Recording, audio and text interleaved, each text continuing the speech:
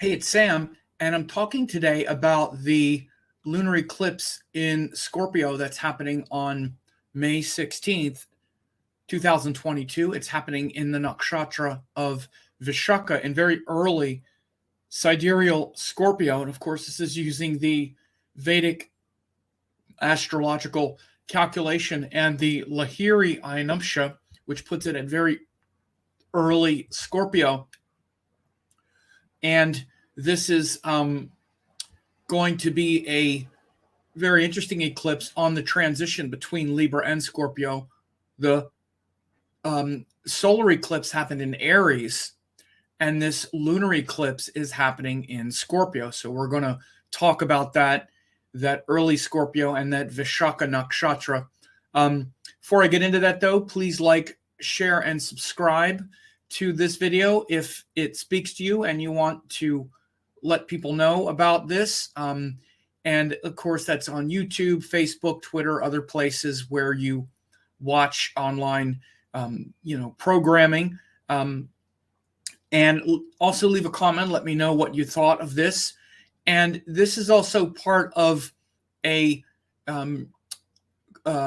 free course that I did on 2022 and the 10 most important shifts that you must know. You could see there, 2022 vedicastrology.com. As you could see, we're not even halfway through the year, but we're down here. I've already, we've gone through all of these different shifts that are part of this class. If you haven't gotten it, then go ahead and register. Still quite a bit to come up. In the summer, we have Mars Aries conjunction. Then we have Jupiter and Saturn, both retrograde. That's happening later in the year. Then we have the eclipse cycles at the end of the year. All of that is still ahead. So that's there. It's free, but you can also get your personal forecast where I take these 10 most important shifts and describe them for your sign. It's different for each of the 12 signs, and you can check that out at your 2022 vedicastrology.com as well. So these are, I should say, this is a very important lunar eclipse that's happening. You can see on May 16th at 4:15 a.m. UT, or like Greenwich Mean Time. So that's on the 15th here in the West for the most part, late at night. So, the 15th is that's Sunday, right? So for the most part, Sunday into Monday in the West, that's when we'll be feeling that eclipse energy. That's when the moon will be full, moving up to that eclipse. And you can see it's a very exact eclipse right in the umbra there. It's going to be it'll be completely blocked out, very direct. And you'll see the places that it's visible.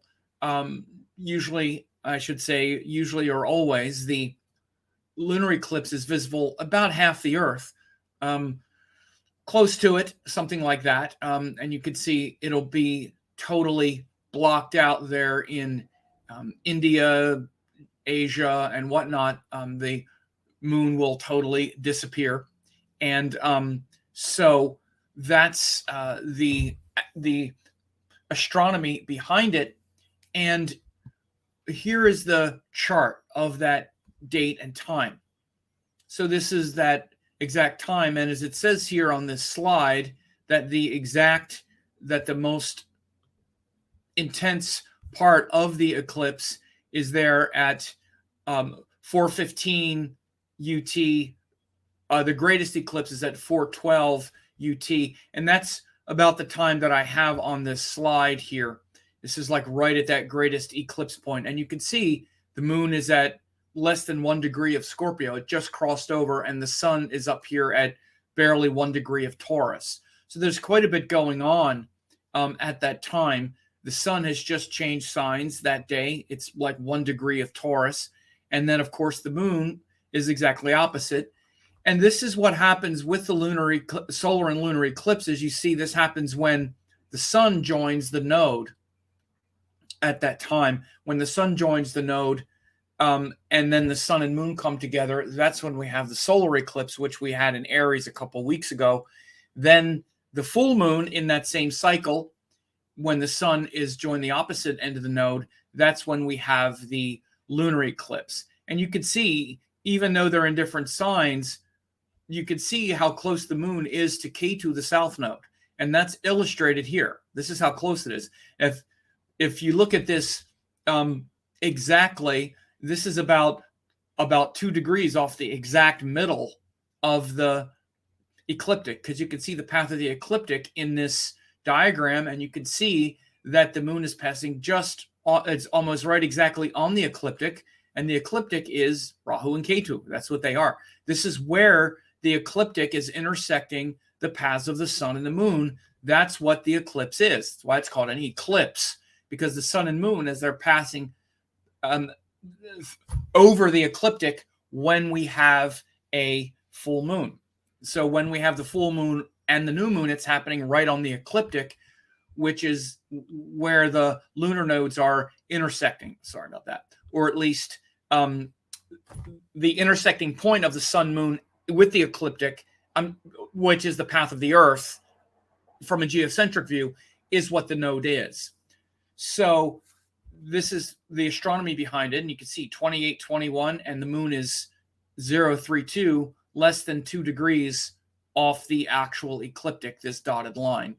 So again, the umbra, which is the actual Earth, full shadow, and then this penumbra is that lighter ring, and that's why before the moon becomes fully eclipsed and it completely disappears, it can get red, and you can see part of it blocked out because it's passing through the umbra, which is like the harmonic of the shadow. But the penumbra is the exact disk shadow of the Earth projected into space. So this is interesting to see and to notice. And you can also see here that this very early Scorpio is also Vishaka Nakshatra, and this sun is in Kritika in the early degrees of Taurus. So to interpret this, we would also, have to realize that this is following the Aries solar eclipse. So there's a lot of, obviously, Mars energy, and the common theme, you would say, is that Mars energy, both that solar eclipse in Aries, which really brought out a lot of individuality, individual power, and the need to really follow our own vision and our own truth, even at the expense of compromising with other people. Because again, this was Rahu eclipsing the sun in Aries. Rahu is that sort of obsession with something, like I'm obsessed with this thing. So it's the sun in Aries. So Rahu eclipsing the sun as Aries Rahu eclipsing the sun in Aries is saying, I'm obsessed with my own individuality and my own power, and acting on it with force and instinct, right? So it eclipsed an exalted sun, right? Now Ketu is eclipsing a debilitated moon. This moon is about as deeply debilitated as it gets, because its deepest debilitation is 3 degrees of Scorpio, right? So it's only in that 0 to 3 degrees of Scorpio that the moon is in its classical debilitation. Only 3 degrees. And this eclipse is happening at the deepest debilitation point of Scorpio. So, this shows a real kind of potential as we get closer to this lunar eclipse for a lot of emotional triggering and, frustration and feeling, cheated and even sort of paranoid and frustrated. Again, Scorpio is the sign of that emotional frustration and willfulness and aggression. I mean, it's the sign of emotional aggression. Again, frustration, aggression. It's a water sign, fixed water, ruled by Mars. So again, fixed water means it's kind of like stuck, sort of stagnant. That's one of the qualities of the fixed signs.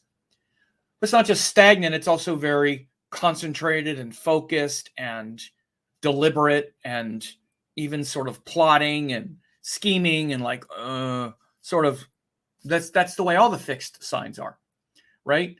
But it's like emotionally doing this. So again, it can be emotionally penetrating and insightful, if you know, in a positive way, but also again being stuck in emotional frustration, because again we need to move through our emotions. The other two water signs, of course, one is Cancer, which is about movement, like the movable ocean. The other is Pisces, which is also very dual and very movable. But Scorpio is where water is like fixed. And again, that can be frustrated and things like that. So we need to be aware of that. This is why the moon is debilitated in Scorpio, where emotions, which are meant to flow and sensitize, and again, we're supposed to let go. We're supposed to feel peaceful, content in the heart. That's what we're trying to feel in the heart. Again, the moon is exalted in Taurus, where we're content with what we have. We feel peaceful, and we're able to enjoy and be grateful and have, really cherish and value the things we have, rather than just feel frustrated that it's not more and I wanted more and what about that? And again, Mars is frustrated. It's kind of like an impatient child that wants more, or that wants what it wants, and when it doesn't get it, it's the part of you that wants to fight to change the things that you think are wrong. It should be this way, and it's not. So I'm frustrated, and I'm going to work to try to change those things that need to be fixed. So again, it's good for a lot of things, and that includes things like yoga and martial arts and fixing things, changing things that need to be changed. But the moon is the last energy that benefits from that. The moon benefits from being, again, peaceful. Peace is different than happiness, than desire, and whatnot. So this is why the moon is debilitated there in the sign of Scorpio. So, and it's bright. So we're going to be like full. It's a full moon.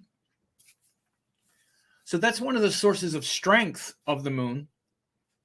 You know, one of the main sources of strength, there are two, particularly with the moon, is its brightness, particularly as it's waxing toward its brightest state. And then the sign, of course. And so it has one source of strength, one sort of magnitude of strength, one bala, which is it's bright, but then it's debilitated. So the bright part of the moon, like when the moon is bright, one of the things that it gives us is a sort of capacity to connect to the heart. But again, it's tricky when you get a really bright moon that is debilitated, because now we're going to be very emotional, very passionate. I'll tell you, a person who has a bright, debilitated moon, in fact, even on an eclipse, was the last president. And you see how emotionally like thin-skinned he was. Again, very emotional for someone who is like sort of tough guy. Everything gets under his skin. It's very unfair, very unfair. Like, God, for the most powerful man in the world, you never saw someone, whine so much. I mean, cry so much, frankly. Everything was unfair and never got enough credit. Like, it's just so emotional.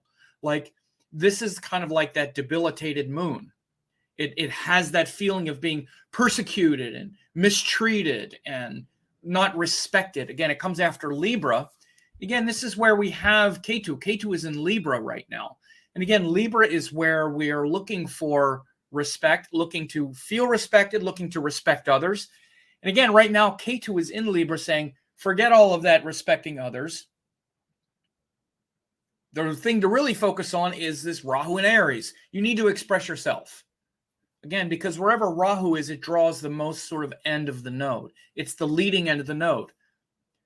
So there's already a lot of individuality and a lot of self-will and self-assertion with Rahu and Aries in general, especially because we just had the solar eclipse there. Now, the next one, what would have typically followed is we would have had the lunar eclipse in Libra, which is sort of harmonizing that a little bit and saying and showing us where our individuality and expressing that individual strength and power is only going to feel as good as our capacity to connect it to others, because we still live in a world of others. The Libra principle. Aries and Libra are in a harmonic relationship with each other, like a man and a woman, or yin and yang, or day and night, or sun and moon, or it's the rhythm of opposites that are balanced. And of course, Libra is that balance, that sign of balance, the most overused word ever for an astrology sign. Libra, balance, balance, balance. If you're describing Libra and you say balance, stop saying it.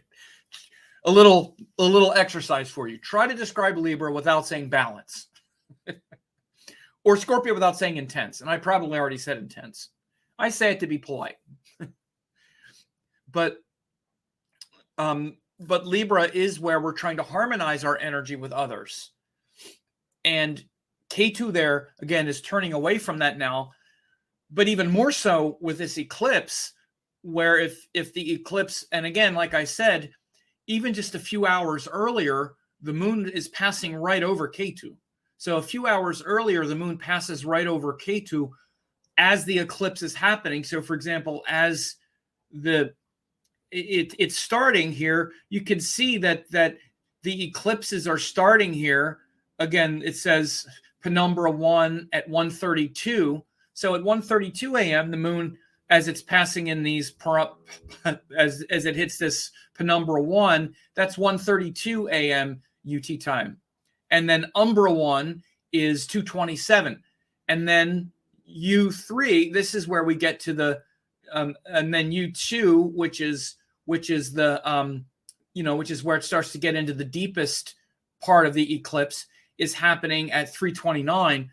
So that all of that is happening. Again, if we see these, as the moon is passing and passing right over the node, it's going over and it's hitting, those wider eclipse points. So you have to understand, like, that's when the moon is like about, off on the side here. My cursor doesn't work in highlighting this slideshow, but when the moon is over there before it hits this red part, that's when it's like, 27, 28, 29 of Libra. Then it hits like that 0:32 and it gets in that red part. That's here. But so it passes over K2 exactly right before the deepest eclipse. So this is why I'm bringing out, there's a lot of Libra energy in here. But the actual eclipse, the deepest part of the eclipse with the exact opposition, is happening in Scorpio. So again, a big lesson here with this when you see this, what's called Sandhi, or these planets changing signs while there's an eclipse. So again, this shows cycles upon cycles of transition, right? Because an eclipse is already a transition. As you see, it's transitioning from really, basically light to dark, because it's passing through an Earth's shadow, coming out the other end. It's literally like disappearing, coming out the other end. At the same time, it's transitioning from Libra into Scorpio. So what this can mean is I'm talking about these two signs a lot, because this is a time for us to really notice and to really introspect and extract the nectar, which is really what the node is about. That story of Svarbhanu having his head cut off as he's trying to extract and drink the nectar is what the node is about. It's a great time for meditation. And the K2 end, especially because K2 is where we don't want anything to do with this world, right? The Rahu end, where like Rahu is that head floating around without a body. Oh yeah, I want to eat more. I want to eat more. I want to devour the world. Rahu with that fascinating gaze looking out at the world. K2's like, ugh, I want to be liberated. I don't want anything with this world. Just, by the way, to be honest with you, I'm really feeling it because I have my moon at like 25 Libra. And I'm really feeling I don't want anything to do with this world part of it right now. K2 going right over my moon and this eclipse right on my moon. So, little personal story there. But K2 is the part that wants to just say, oh, okay. I've been here, done that. I've incarnated. I don't care about all these relationships and emotions and all that stuff. And compromises and agreements. It takes so much work. It doesn't matter anyway. You can't make anybody happy anyway. It's never going to be enough. It's never going to be what I want. It's never right. It's just my desires. I get a little bit of happiness and a lot of pain and a lot of wasted energy. Again, that's a very cynical way of looking at it. I'm not saying that's all it is. I'm saying that's the way it feels to K2. That's how it feels with K2. K2's like, ugh. I've been doing this a lot, and over my lifetimes, what has it really gotten me? And in this lifetime as well, it's like, all right, so I can, compromise and try to make somebody happy, but it's just my desires to try to experience some pleasure in life, but ultimately, where's it leading, right? So this solar eclipse is lighting that up, and it's lighting it up through our feelings and our emotions, which is where we have a lot of these desires. So the moon in Libra is, again, where we have those desires to connect. Wherever the moon is in general, in like your natal chart, is where is your sense of longing, like you're longing to merge with and have this worldly experience through the ego be like some eternal fulfillment, to give you some long-lasting eternal fulfillment. Yes, I'm going to be blissful forever. And part of you knows it's not the case. And by the way, when Saturn goes over the moon, for example, what we know as sati sati, one of the reasons that's hard is if all you know is your emotions and your emotional involvement with the world, your emotional attachments, all the emotions you want to experience, all the happiness you want to get from the world, which is really a lot of the pain and suffering of the moon. The moon doesn't have pain and suffering when we're just giving love. When we're giving love, like when we're loving our pets, loving our animals, caring for something in the selfless way, the moon is fine. The moon part of you, because it's that pure love. You're connecting with devotion. It's the other stuff. It's other people. It's these agreements. It's our ego. It's our desire to want to possess some of that happiness and keep it. And it's mine. And I did this for you. You didn't do this for me. And all of that transactional stuff that is painful in the moon often. The moon in Libra is one of those more difficult placements for this reason, by the way. This moon in Libra, Scorpio, this is one of the most difficult places. It's not as difficult in Libra because it's a sign where there's, where the person has a mindset to appreciate beauty and art and music and things like that very easily and naturally. So it's not the debilitated placement in Libra, but Scorpio is where the pain of that is felt. And again, it feels like the bitterness and the anger and the frustration, like, oh, this world is not going to make me happy. Oh, I'm never going to be happy. And it's your fault. and we want to be vindictive and take it out on those people who, I wanted happiness from you and you didn't give it to me. And I'm going to get you. Right? This is the part that can just make it really difficult. So I'm describing this transition between Libra and Scorpio because, again, think of Libra as like the archetype of a relationship and all the, oh, it's beautiful, it's happy, blah, blah. And then you're in it, and then turns into Scorpio, which is, all the vulnerability and the frustration.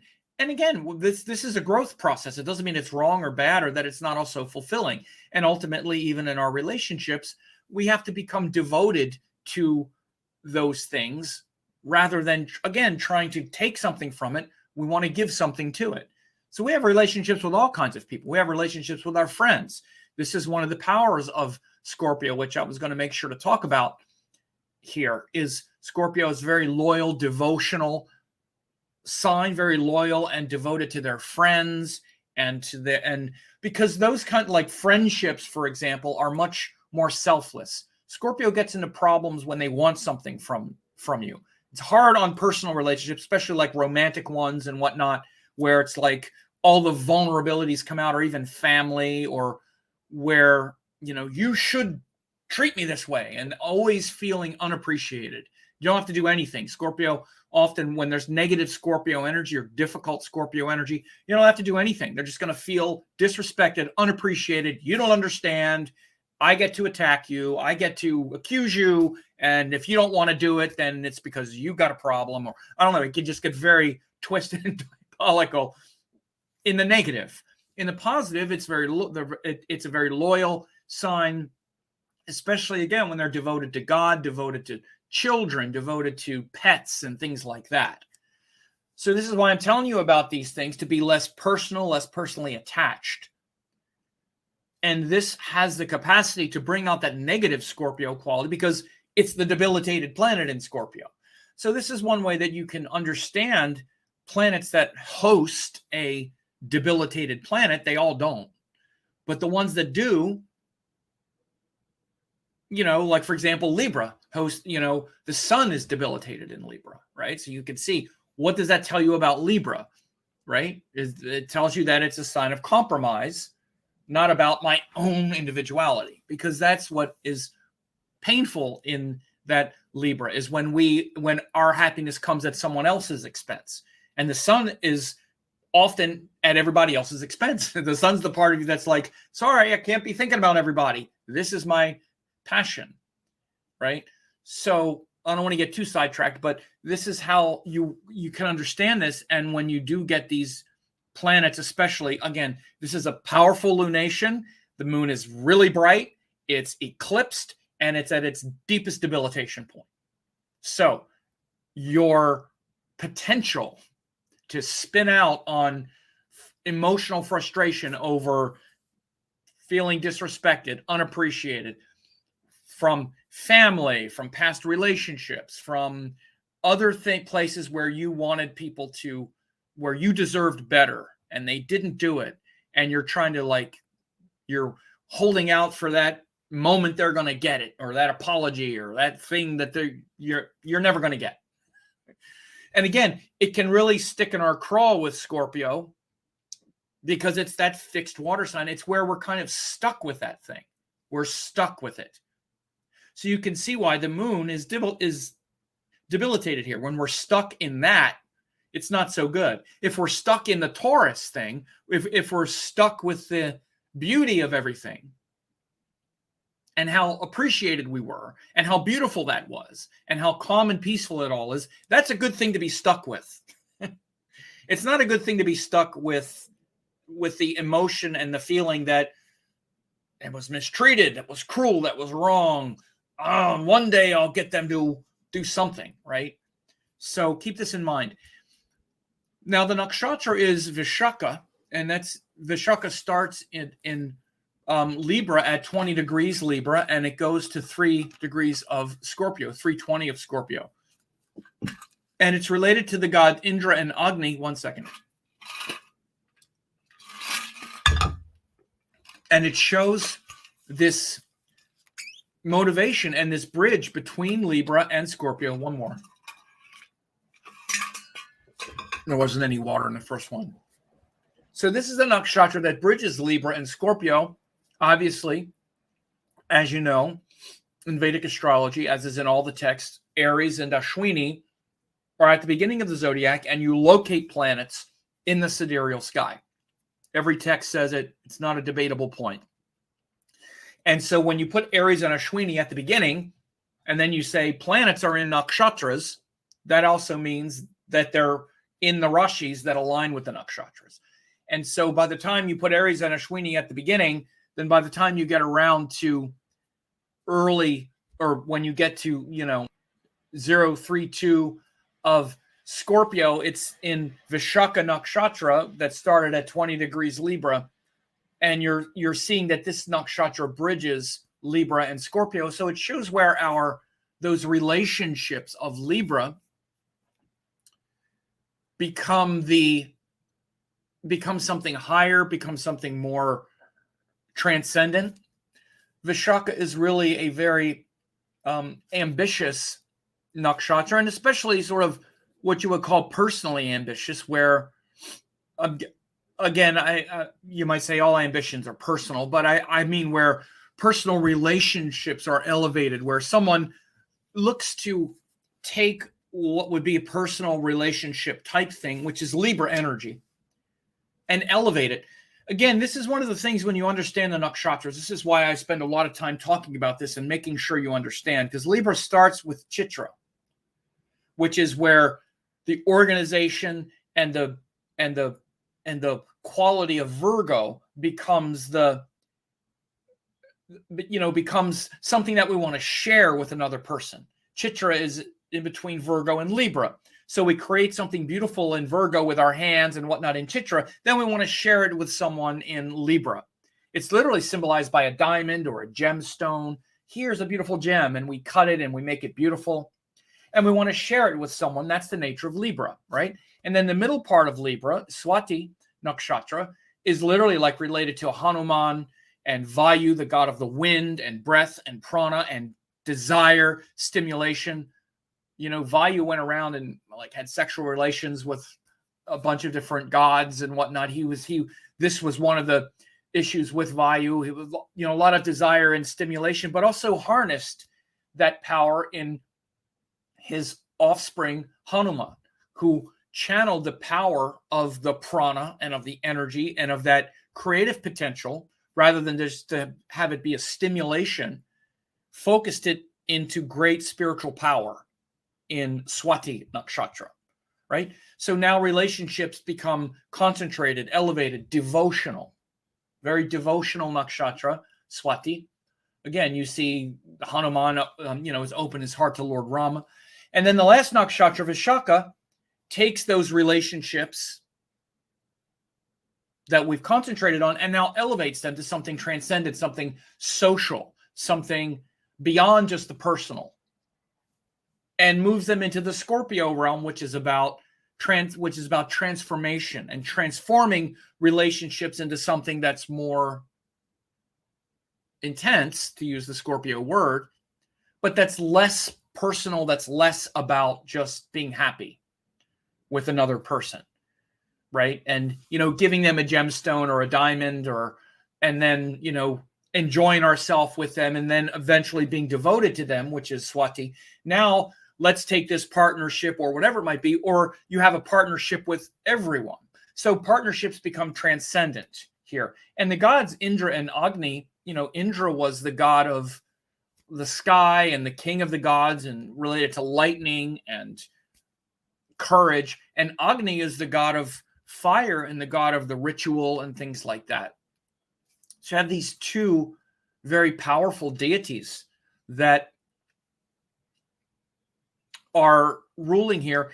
And there's also the idea that this nakshatra is connected to Radha, who was Lord Krishna's most ardent devotee and beloved.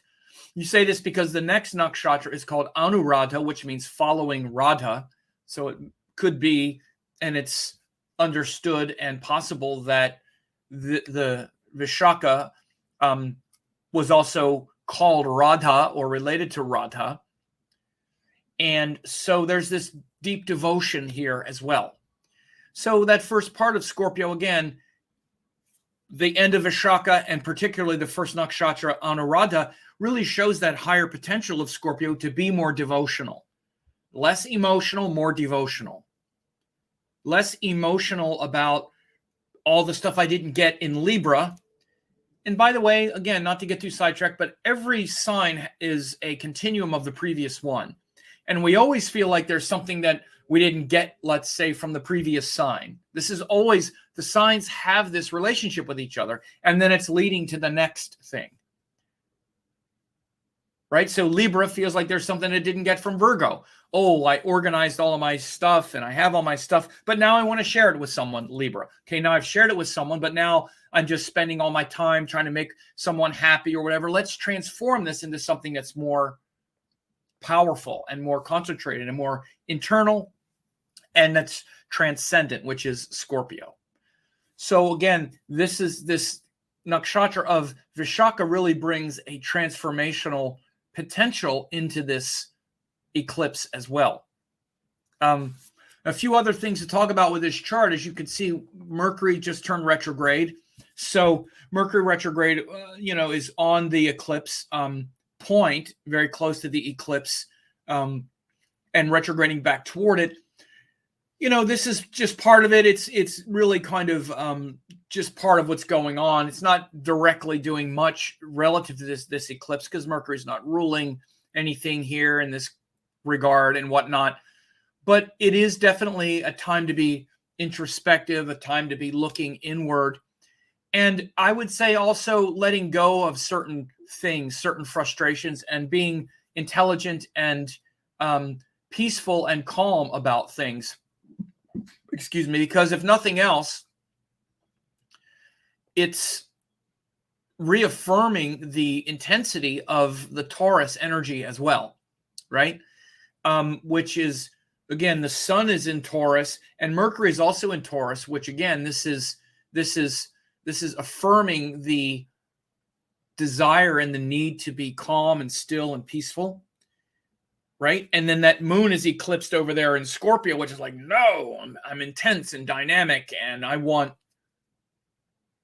you to be accountable for what you did. And I'm going to argue and fight with you about how you mistreated me. See, this is that negative quality of Scorpio, like I said, because Libra is where we want to feel appreciated and want to feel like the things we did were appreciated. It's literally a sign of appreciation. Scorpio was like, I wasn't appreciated and I'm frustrated. It's ruled by Mars, right? So again, you can take this kind of thing. There's appreciation that we're trying to develop in Libra. We don't feel like we developed it in Scorpio. And then Scorpio, again, also leads into Sagittarius. It's like, okay, well then let's transform and find that darkness and that vulnerability and strengthen that vulnerability. But then we can hang up there too much. And the thing we didn't do is, oh, but I forgot the light. I forgot to be inspired. That's Sagittarius. Sagittarius says, okay, we're all inspired and it's all big, but we still got to work hard. That's Capricorn, blah, blah, blah. So each sign kind of does this. Scorpio's like, but I wasn't appreciated. I did all this stuff in the relationship. I wasn't appreciated. And damn it, I'm not happy. I'm not happy about it. And I'm stuck with these emotions. And now you're going to be stuck with them. So, again, that having the planets in Taurus over there, Sun and Mercury, helps to really land this notion and this idea and this reality that, we need to introspect and connect with a peaceful, contented mindset. And only we can do it. I just did an update on the Mercury retrograde, and it's about that story in your head, getting that story straight, getting that story of what's going on straight. Were you really mistreated? Is it really up to someone to respect you? Were you really so disrespected? Is it really going to matter if they say the thing that you think they should have said, or the apology you didn't get, or the thing you're still trying to get, and the story you've created around it? This is what Mercury retrograde is really good for. And Mercury retrograde in Taurus, we can relax and breathe and let go of all the people that did something to us that is unresolved. Again, this is a big sadhana, a big spiritual practice now because of this eclipse in Scorpio. We might be ready to fight about it. So watch that tendency and instead use your discrimination and relax into those Taurus themes. Now, in a very beneficial way, we have this Venus, Jupiter are both still in Pisces. Again, these are prevailing and pervading qualities of the sky. Venus, Jupiter are both really strong because Jupiter is the ruler of Pisces and Venus is in Pisces, where it's exalted. So we have an exalted planet with its ruler, and that's very auspicious. So this bodes well for a good result, especially a devotional result. So connect with your gurus and your higher teachings and your teachers and their wisdom now. That's really the best thing. That's always the best thing, but there's a lot of potential with Venus, Jupiter, and Pisces. And Scorpio is very devotional. We're devoted to something, but we can often be devoted to our battles if we're not careful. And I say devoted because it's a water sign. And water signs, planets in water signs or whatnot, are emotional. And we're stuck often with our emotions. They don't change so easily. And particularly with Scorpio because it's fixed. So again, if you have planets in Scorpio, or just, again, we're having this eclipse there, it can be those kind of emotions that you're stuck with, especially the toxic ones, where you feel like you need to be vindicated, or you're going to, channel it into aggression. Instead, channel it into devotion and have the courage to look at yourself, the emotional courage to look at your own shortcomings and aggression. Maybe the reason you feel so unappreciated is you haven't appreciated the other person so much. Maybe that's why, they don't want to talk to you so much, or they don't trust you, or they want to go off by themselves. Maybe because of what you did. Maybe. I don't know. Just think about it. Could be. But notice these things and get real about them. Because again, as I said before, just hours before that exact eclipse, the moon is passing through Libra that day. So this eclipse really feels a lot like Libra, because the moon is in Libra pretty much the whole time that day. This is May 16th. In the US, we're going to really feel it on Sunday, May 15th a lot. And the moon is going to be in Libra while that's happening. And then it goes early in the next day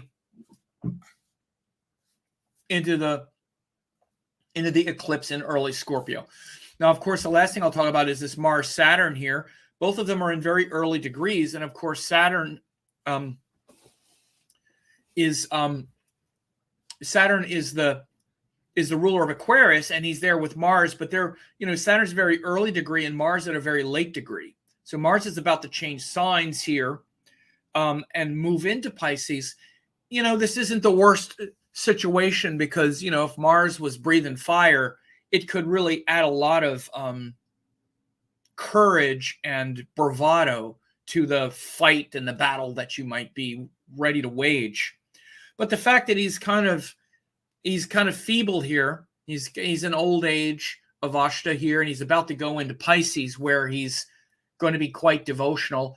If you look in the sky, even in the sky, you'll see he's pretty close to Jupiter in the sky. It's only 6 degrees.